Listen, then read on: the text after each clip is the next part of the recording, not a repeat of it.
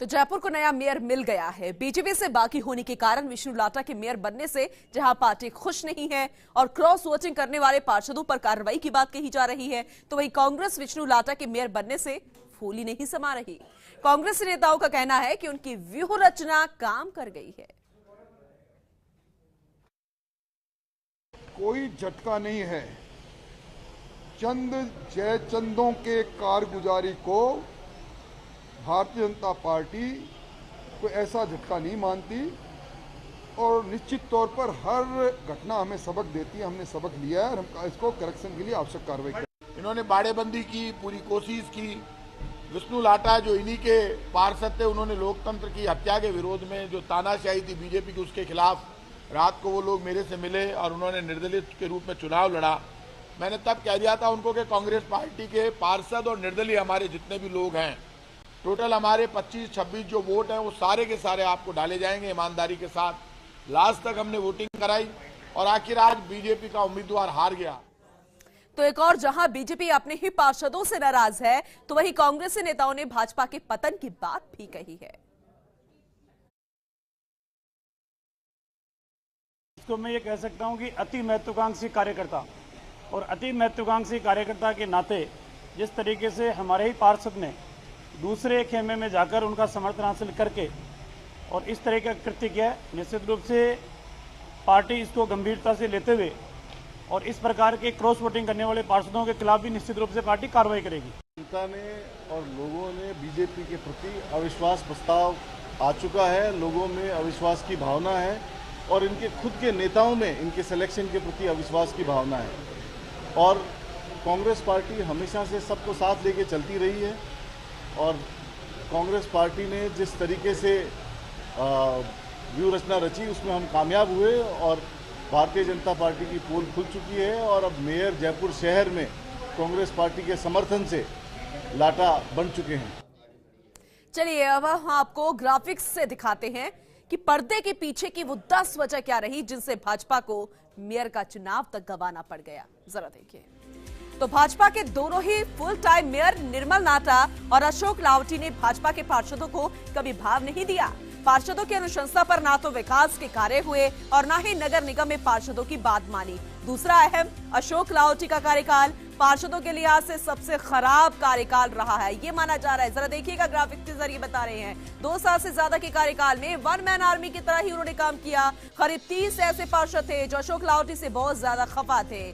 और ये दूसरा पॉइंट आपको बता रहे हैं कि जो बहुत महत्वपूर्ण रहा। तीसरा पॉइंट, अशोक लावटी को विधानसभा का टिकट देना भी इस हार का कारण रहा। और ये अलग बात है कि अशोक लावटी विधानसभा चुनाव जीत गए, लेकिन उन्हें टिकट मिलने से टिकट के बाकी इच्छुक पार्षदों में गलत मैसेज गया और यही कारण भी है कि पार्षदों ने क्रॉस वोटिंग कर डाली। तो ये भी अहम कारण रहा। इसके अलावा और भी जो जानकारी हमारे पास है वो आप तक पहुंचाते हैं। चौथा पॉइंट क्या रहा कि भाजपा के विधायकों से भी बड़ी संख्या में पार्षद नाराज थे। विधायकों ने 5 साल भाजपा के पार्षदों की उपेक्षा की और इस कारण भी भाजपा को हार का मुंह तक देखना पड़ गया। और यही वो तस्वीर कहती है कि आखिर सबसे बड़ा कारण क्या रहा। 5वां पॉइंट क्या कहता है वो भी आपको बताते हैं। 5वीं सबसे मुख्य वजह, ऐसा बताया जाता है कि जब अशोक लावटी को सांगनेर से विधानसभा का टिकट मिल रहा था तब भी विष्णु लाटा ने बागी होकर विधायक का चुनाव लड़ने की तैयारी की थी, लेकिन भाजपा के बड़े नेताओं के इस कमिटमेंट के बाद उनको लाहौटी के जीतने के बाद मेयर बनाया जाएगा। उन्हें लाहौटी के चुनाव में खूब मदद भी की, लेकिन जब मेयर की बात आई, चुनने की बात आई, चुनाव की बात आई, तब उन्हें पीछे कर दिया गया। 6वां पॉइंट, बतौर डिप्टी मेयर मनोज भारद्वाज का कार्यकाल भी विवादों से भरा ही रहा है। भारद्वाज पर 4 दीवारी में अवैध निर्माणों को संरक्षण देने, नगर निगम के ठेकों में शामिल रहने का आरोप लगा। यही कारण है कि कई पार्षद उनसे नाराज चल रहे थे और यही वजह भी थी कि क्रॉस वोटिंग हुई। 7वां पॉइंट, भाजपा के जिन पार्षदों ने क्रॉस वोटिंग की है उनको आने वाले चुनाव में भाजपा से टिकट मिलने की उम्मीद कम थी और ऐसा बताया जा रहा है कि कांग्रेस से टिकट मिलने के वादे के बाद ही उन्होंने क्रॉस वोटिंग की और शायद यही वजह भी है कि कांग्रेस से कहती नजर आ रही है कि उनकी व्यूह रचना काम कर गई। 8वां पॉइंट, मनोज भारद्वाज को भाजपा ने उम्मीदवार बनाने का फैसला काफी पहले ही कर लिया था और इसके बाद भी पार्षदों को आखिरी समय तक उनकी उम्मीदवारी के बारे में जानकारी दी गई और इससे भी काफी पार्षद नाराज चल रहे थे कि आखिर पहले तैयारी थी तो हमें इतना देर तक क्यों बताया गया। नोवा पॉइंट, विष्णु लाटा काफी वरिष्ठ पार्षद रहे हैं और ऐसे समय में जब लाहौटी के कार्यकाल में पार्षदों को तवज्जो नहीं मिलती थी, तबला का सभी पार्षदों के साथ संघर्ष करने में सबसे वे आगे रहते थे और हर किसी को मौका देते थे अपनी बात रखने का, और इसीलिए कुछ पार्षद उनके साथ भी हो गए। 10वां और आखिरी अहम कारण क्या रहा?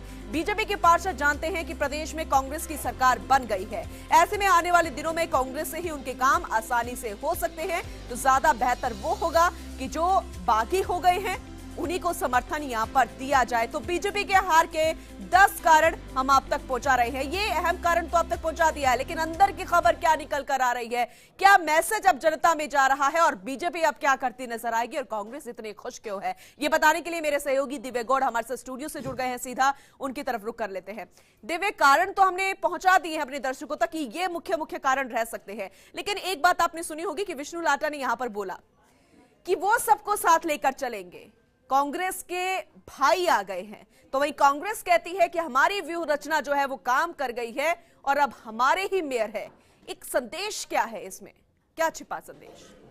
जी देखिए पूनम, आज का जो पूरा जो उपचुनाव का जो नाटकीय घटनाक्रम रहा उसको इस तरीके से समझते हैं कि बीजेपी ने विधानसभा चुनाव के बाद में ये दूसरा बड़ा झटका लिया है निकाय चुनाव में, उपचुनाव के ऊपर।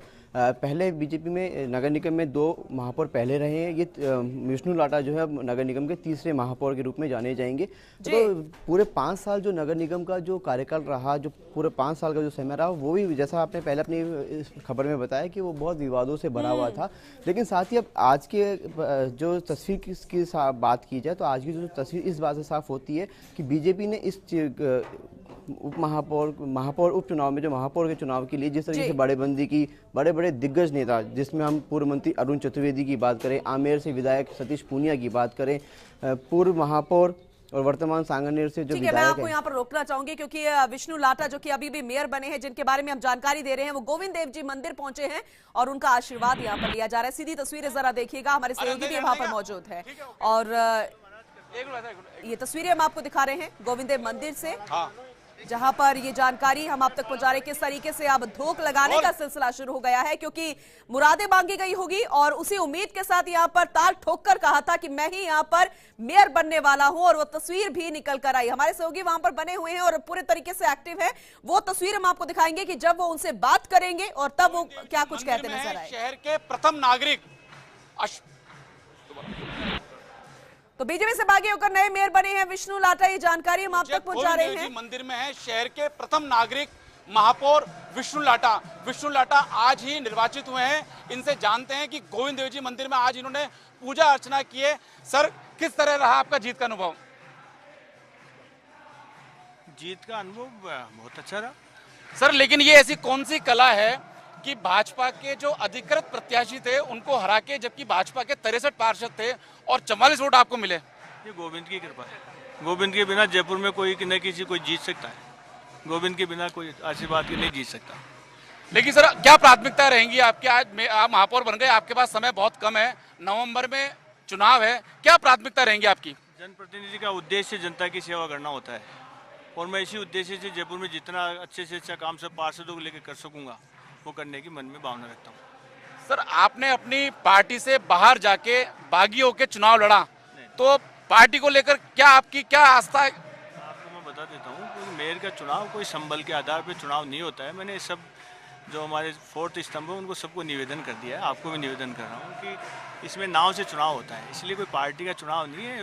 90 पार्षदों का चुनाव है और जयपुर की जनता ने सब पार्षदों को चुना, उनका प्रतिनिधित्व कर रहा हूँ मैं और सबको साथ लेके काम करूंगा। जयपुर का जो विकास होगा उसमें पूर्ण रूप से पार्षदों का सहयोग अपेक्षित है। तो आप क्या अपने आप को आज भी भाजपा के अनुशासित कार्यकर्ता मानते हैं? भाजपा की मैं तो पूरे जयपुर शहर का ही सिपाही मानता हूँ अपने आप को, ताकि उनकी सेवा करने के मन में भावना है। मतलब भाजपा से जुड़ाव की महापौर विष्णु लाटा का कहना है कि महापौर।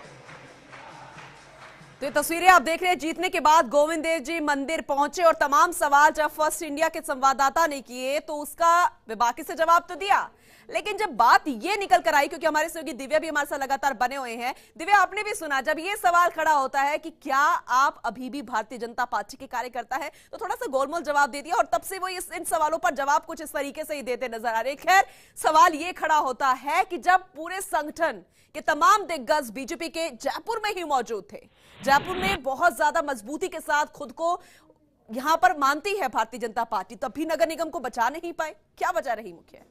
पूनम देखिए, जो पूरा आज का जो राजनीतिक जो मैच है उसको इस तरीके से समझा जाए कि एक रन से जो बीजेपी है इस मैच को हार गई। 2 दिन से जो नाटकीय जो ड्रामा चल रहा था, जिसमें बीजेपी के जो बड़े नेता थे वो इसमें पूरी तरीके से इन्वॉल्व थे। मैं आपको पहले बता रहा था कि आमेर से जो विधायक है सतीश पूनिया, वो इसकी पूरी मॉनिटरिंग कर रहे थे। जयपुर शहर जो अध्यक्ष हैं संजय जैन, वो पार्षदों के साथ में घेराबंदी में मौजूद थे और पूरे उनको मैनेज कर रहे थे। इसके साथ ही पूर्व महापौर अशोक लाहौटी जो मौजूदा विधायक सांगानेर से हैं, उनका भी यहाँ पे बहुत अहम योगदान था। लेकिन यहाँ पे भी एक ट्विस्ट इस बात को कर सकते हैं, क्योंकि जब महापौर अशोक लाहौटी सांगानेर से जब विधानसभा की टिकट मांग रहे थे, तब विष्णु लाटा ने मुखर होकर विरोध के स्वर किए थे और बागी हुए थे और निर्दलीय रूप में नामांकन भरने की चेतावनी और धमकी दी थी। ऐसे में महापौर उस टाइम जब अशोक लाहौटी थे, तब उन्होंने भी इस चीज़ को मैनेज करने के लिए जो विष्णु लाटा है उनको ये आश्वासन दिया था कि मेरे चुनाव जीतने के बाद में आपको जयपुर शहर की मेयर की जो सत्ता है वो आपको काबिज करवाने में मेरा पूरा योगदान रहेगा। अब अंदर खाने ये बातें कैसी हैं, राजनीतिक ट्विस्ट की बातें हैं कि किस तरीके से ये हुआ है, यानी कि अपने ही पार्षद के साथ यहाँ पे बीजेपी की तरफ से वादा खिलाफी हो गई है और इसी वजह से उन्होंने ये फैसला किया कि वो तो नामांकन भरेंगे। यही नहीं, उन्होंने ये भी ताल ठोक के कहा था कि मैं ही जीतूंगा, और वो ही हुआ, चाहे 1 वोट से वो जीते हैं, लेकिन अपनी जीत उन्होंने यहाँ पर साबित कर दी और वो मेयर भी यहाँ पर बन चुके हैं। लेकिन सवाल अब भारतीय जनता पार्टी पर, क्या निलंबन की कार्रवाई यहाँ पर होगी, किस किस का निलंबन यहाँ पर होगा, क्या एक्शन लेगी बीजेपी, इससे लेकर कोई प्रतिक्रिया आई है वहां से? जिस तरीके से जो विधायक राजेंद्र राठौड़ ने कहा है कि हम इसका मंथन करेंगे और इस हार से सबक लेते हुए जो अनुशासनात्मक जो कार्रवाई होती है, डिसिप्लिनरी जो एक्शन होता है, वो हम उस विष्णु लाटा के खिलाफ लेंगे। तो जाहिर सी बात है, क्योंकि जब बीजेपी ने ये सब डिसाइड कर दिया कि उप महापौर जो मनोज भारद्वाज हैं वो जयपुर के महापौर की दौड़ में रहेंगे, सभी पार्षदों को ये मैसेज दे दिया गया था। उसके बाद में एक बागी होने, शायद ये बात भारतीय जनता पार्टी भी समझ